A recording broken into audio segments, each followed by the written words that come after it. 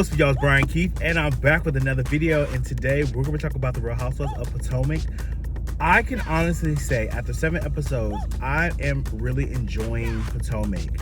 And with the return of Monique, I was pleasantly surprised. I am enjoying Monique so far. I love her namaste, chill vibe. She's just a runaway type of chick. I just love that about her. And I love that about her when she first came on.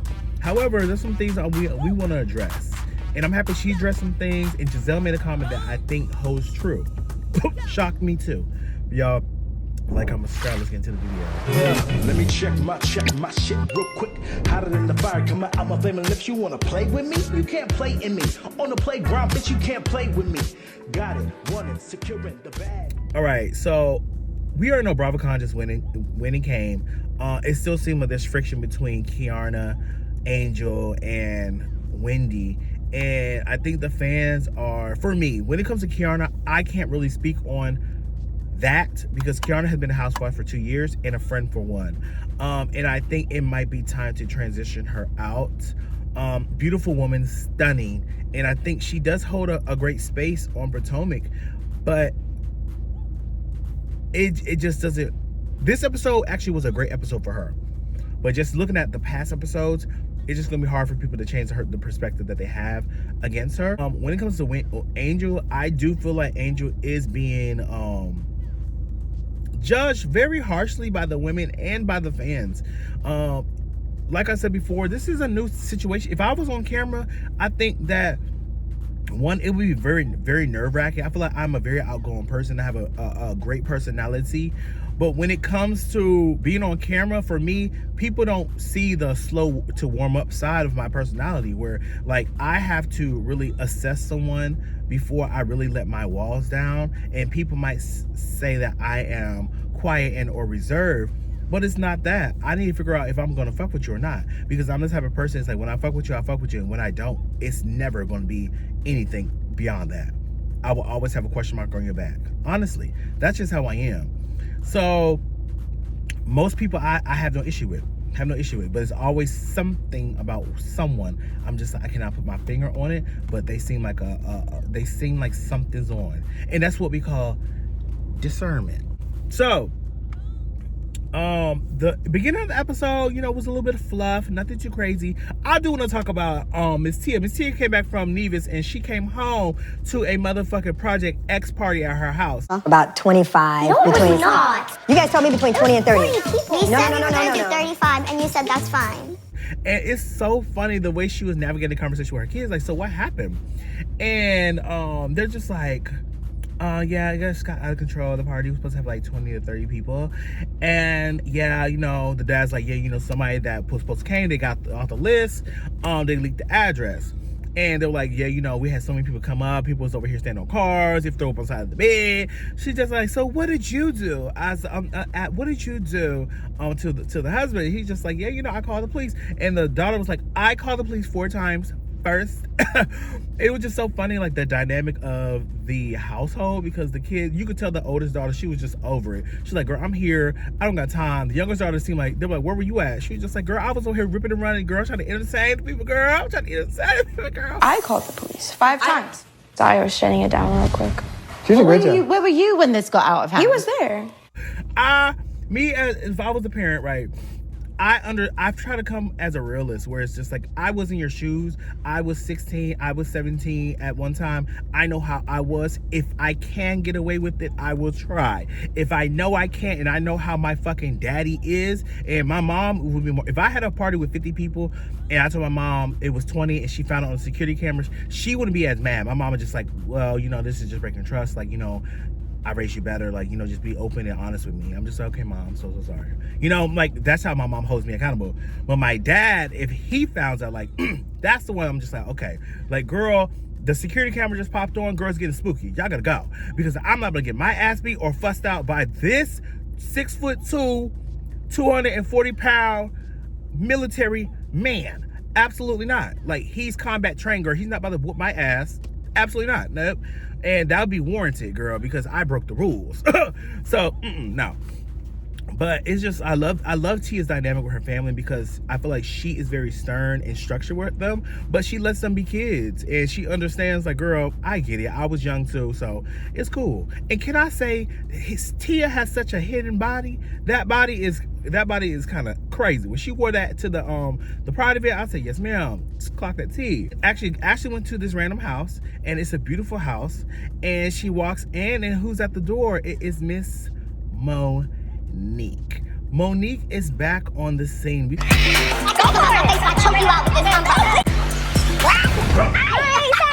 We see her introduction, and we see all the things that had happened and transpired in her life, from her kids being older, from T'Challa passing away, to her being divorced from Chris Samuels. She says she is 300 pounds lighter. I said, God damn. But you know, she shows them around the house that she has another bird, I think segment, and then she has a dog, and she's just living her fabulous life. Like, first of all, she has dreads, her hair is gorgeous. So, you know, she basically showing Ashley around the house. We see the backstory where, you know, we meet Monique and her 4 homes, and they just go down the line of what, you know, Monique has been going through. Any men's in the equation? No, right now I'm just more focused on me. She goes to the back of the house, and she's talking to Ashley. Ashley, you know, she comes with flowers, so she's a little bit hospitable, who knew. So Ashley and them sit down, and, you know, they're talking about basically the state of the group. And I feel like Ashley is leading Monique to a decision about some of the girls in the group, and I don't like that. My whole thing, she's like, well, you know, there's some girls, you know, and dropping names, and I'm just like, at some point, like, you don't need to lead her. Let her have her own opinion of who the fuck the people are. And then newly found friend Stacy, some of the things she says and what she does, they don't align. Okay. Right? Okay. So, with that being said, we basically talk about, and Ashley says, you know, me and Giselle, you know, we're in a good space. She was like, me and Giselle has been doing G&A, philanthropic. We also has a clothing line. And Monique is just like, girl, of all people you want to do clothes with, you want to do clothes with Giselle? Are you sure, sister girl? And she's like, yeah, you know, me and Giselle have been doing amazing things. I'm just like, girl, we even questioned that too. My whole thing, Ashley, let's talk about that fuck ass music. Let's talk about that music, Ashley. I could have sworn that you said, you know, just Wendy was making getting felonies while you were making melodies.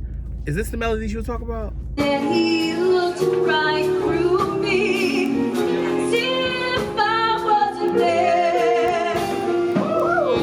And he just kept on singing,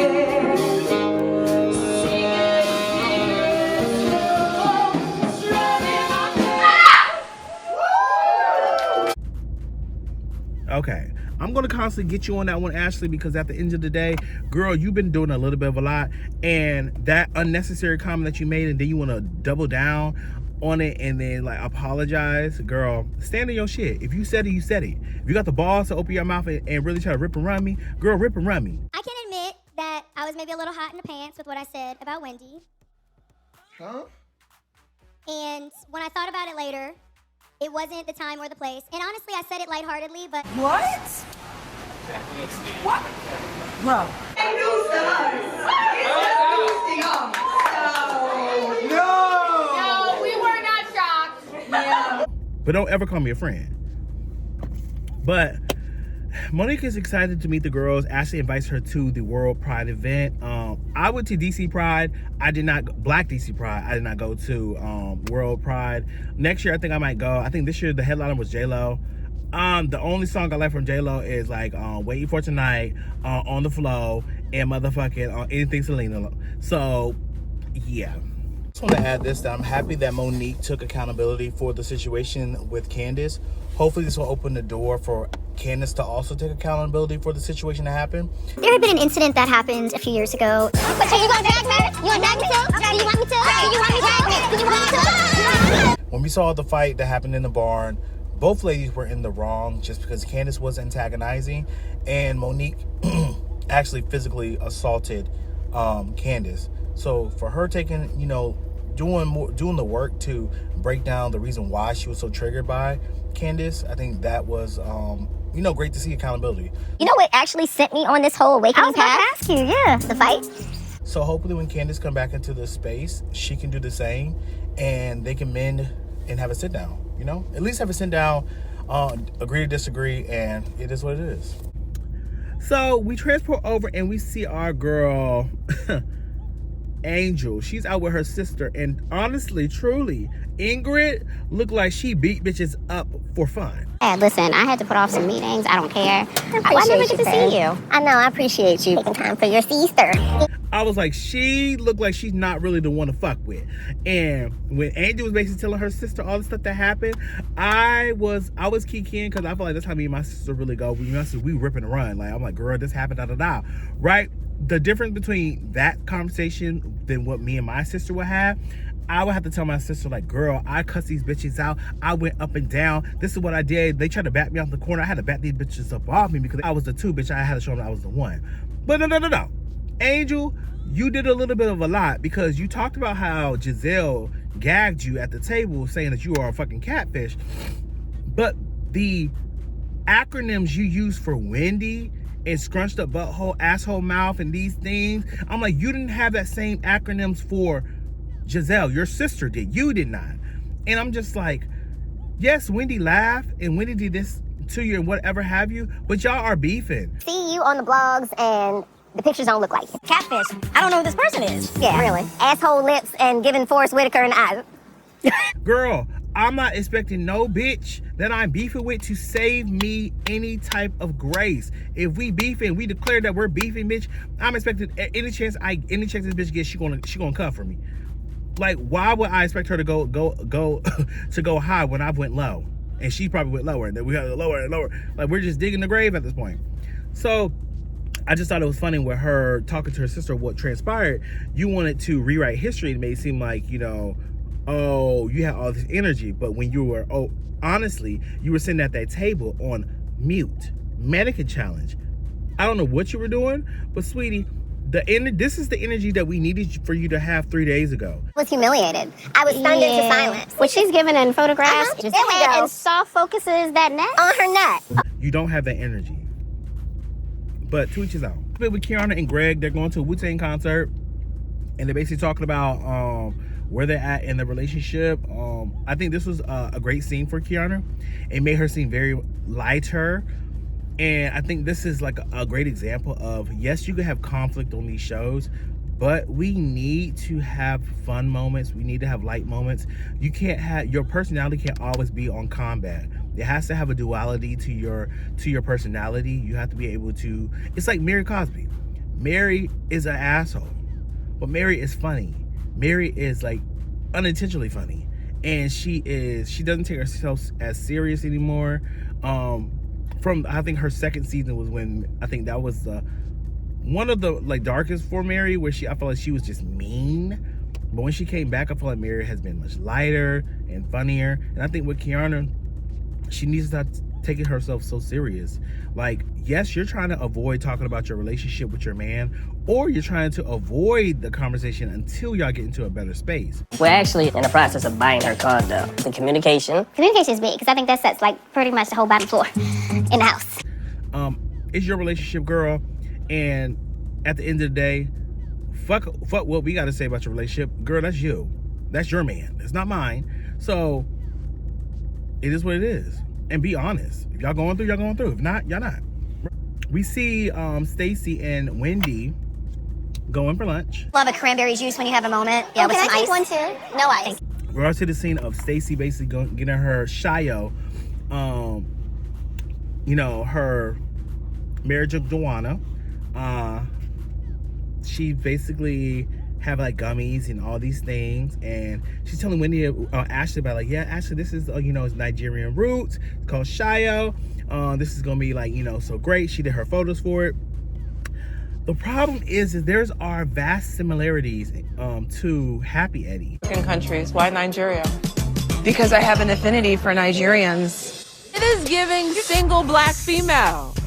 Shio in Nigeria, I guess it means happy. Stacy came to the the lunch in the same color as Wendy. I was like, girl. it's a lot of contrast to the business. So when she's telling Wendy's breaking the fourth wall, looking at the camera like, girl, really? And it's just funny because it's just like, girl, like, it really do seem like you know, Giselle was kind of right. You have your own happy Eddie. You're saying that no, you didn't. Stacey, I don't know, sweetie. Like, it's giving what when they say the 3-wick candle and the 1-wick candle with Karen, is giving that. Also, can we talk about this confessional with Wendy? Like, I saw it, I was just like, my God, she looks stunning. Like, Wendy, her confessionals are amazing. And you know who else I have to give credit to? Ashley's confessional with this burgundy and this bob. Ashley, that's probably like your confessional this year have 8 down. Celebrate World Pride with me in our nation's capital. One last year was fire. The black with the burgundy hair today, this year, sexy. This outfit, I said, Ashley, this is the direction your bobbleheaded ass need to move in. Girl, you ate this look the fuck up. You look stunning, bitch. You look stunning. Wendy and Ashley ate these looks up. I loved it. I loved it. Honestly, truly. Ashley, this was everything. But Wendy ate you up, though. Jazzy's getting married in Dallas, Texas. Stacey, Wendy, and Ashley took a power trip to Texas. He organized my entire launch to be here for Jazzy. This is WAG, capital W, capital A, capital G, baby. No expense was spared. They like, we gotta stay for a couple hours because, girl, we gotta fly back. So let's figure this out. So they see the wedding. It's so nice. It's so cute. Shout out to Jazzy for getting married. She looks fabulous. Nothing else, no notes. So it would have been nice to see if she was a housewife, to see the full wedding of it all. However, like, it's cute. It's another event to go to. I have no notes. So at the end of the episode, it is World Pride event, and everybody's over here, you know, dressed up in their shirts they get from Ashley. Ashley's over here giving girls out shirts, right? She's giving them names. I think Giselle was the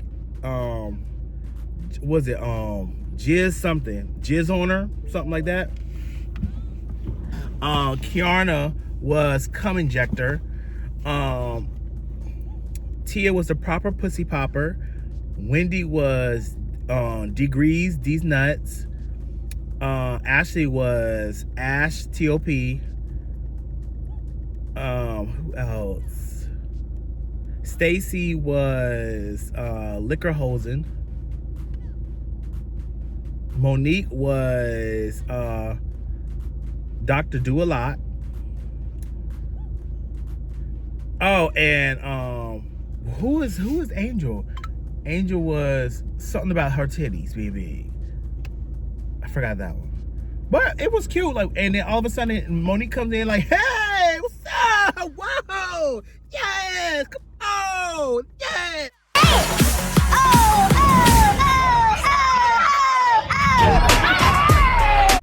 The way Monique came in would have been me, like, girl, yes. First of all, this is no shade. I feel the most comfortable when it comes to events, like in DC, Nelly's, have an event in the day at Nelly's, have an event at Thirst Lounge, like places like that. Like, I would go anywhere, I have no issue with it, but I've heard things. And also with Nelly's, we already know the drama that goes on with Nelly's as well. I'm not gonna hold you, but no, like, they're having a good time. Giselle also brings her daughter, and I want to segue over a little bit too with Giselle and her father's will. Petitioning my father's will for a couple years now. I believe that his real will was destroyed by his wife. I guess they're trying to figure out the whole will because they feel like the wife threw away the original will, and now Giselle, because basically his estate was supposed to go to his grandkids and Giselle, and the wife, they felt like they threw it away, and he signed it the last week that he was, you know, here with us. And Giselle's she's going to court. She said that the wife is upset because she had to spend all these legal fees and all these things. So at the end of the day, hopefully everything goes right with Giselle in this situation. Like, I can understand how heart-wrenching this can be when you already are grieving the loss of a family, but then you have to grieve and you have to come to find that, you know, the things that allegedly were communicated that were supposed to be left to you are now up for, you know, up for debate. Now I have to figure out, like, you know, the legacy that was left for me and the inheritance that was left for me is now not. To put it mildly, like, she's extremely angry that she's had to pay lawyers and she's been fighting this for 2 years. Like, one of my friends, she thought that her grandfather left her an inheritance, and girl, like, that was so crazy where they burned through all of the insurance money to pay for his funeral. I was like, girl, what the fuck? I was like, use common sense. But so at the end of the episode, after all the girls were there and after Monique came in, you know, Giselle's just like, you know, she's excited to see who Monique is in this current date now that she's not divorced. Who is this woman? Like, who has she become? Because she feel like Monique put up a facade. I do too. And that's one thing I'm agreeing with Giselle, because I always felt like Monique had some type of facade putting up. Who she is post that divorce. Because I knew the woman she was when they were married, and I always felt like that's not authentic. That she had to be this football wag. She has to be this, you know, this representation of her husband. And I always felt like she wasn't herself. And it gave me similarities with Portia Williams, because I feel like even with Angel, it's like we're putting up this mask, this image for a man. And girl, I get it's your husband. Look, cool. But it's like, at some point, who are you as a woman? Who are you as an individual? Who are you?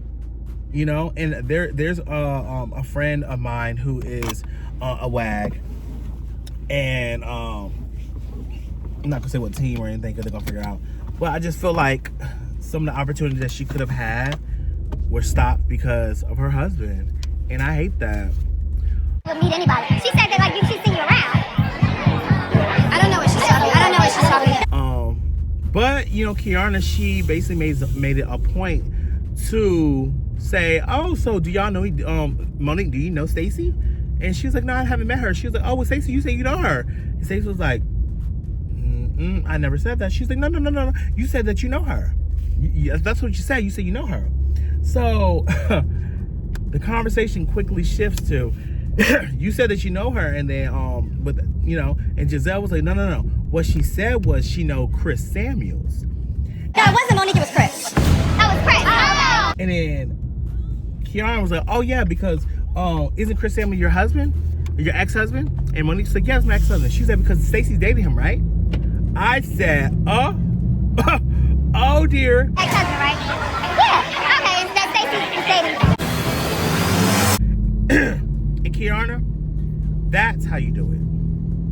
If you want to be messy, if you want to kiki, you want to do all that, that's how you do it, right? Kiana, I have no notes.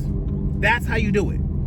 The other shit that you was pulling, bitch, I don't know what the fuck you was trying to do, but girl, that's how you do it. You did it right. That made sense, sweetie. You did it. You're winning. I had no notes on that. The way that you over here segue her in there with the assist of Giselle, thank you, Kiana. That's all we needed. It didn't have to be aggressive. It didn't have to be crazy. It just had to be no. That was it.